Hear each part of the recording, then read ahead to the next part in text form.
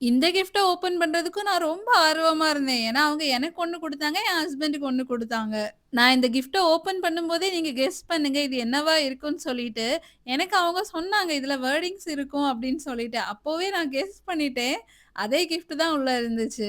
எல்லாரும்லாம் நமக்கு கிஃப்ட் குடுக்க மாட்டாங்க. நம்மள யாராச்சும் ஸ்பெஷலா நெனச்சா மட்டும் தான் நம்மளுக்கு கிஃப்ட் தருவாங்க. அந்த மாதிரி கொஞ்சம் பெர்சன் நம்மள சுத்தி இருக்காங்க அப்படிங்கிறது எனக்கு ரொம்பவே சந்தோஷம் தான்.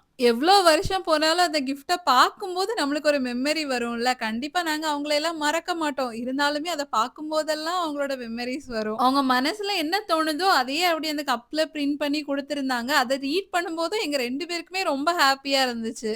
பாத்தீங்களா? அத ரீட் பண்ணும்போது என் மூஞ்சில எவ்வளோ ஒரு சிரிப்பு அப்படின்னு சொல்லிட்டு.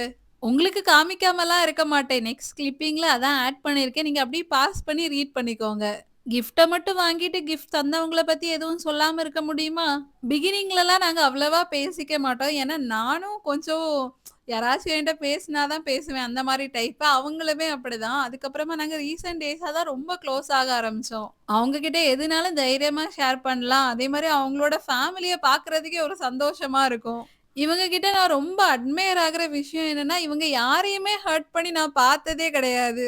இவங்க மட்டும் இல்ல, இவங்க என்டையர் ஃபேமிலியுமே அப்படிதான்.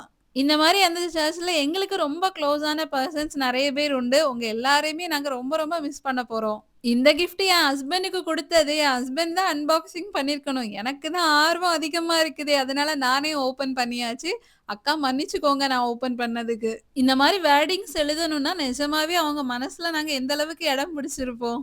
இதோட கிஃப்ட் வீடியோ முடிஞ்சது. இனி அந்த சர்ச்சையே நான் வீடியோல காமிப்பனான்னு தெரியல. நெக்ஸ்ட் எப்படி லைஃப் போகுதுன்னு பார்ப்போம். பாய்.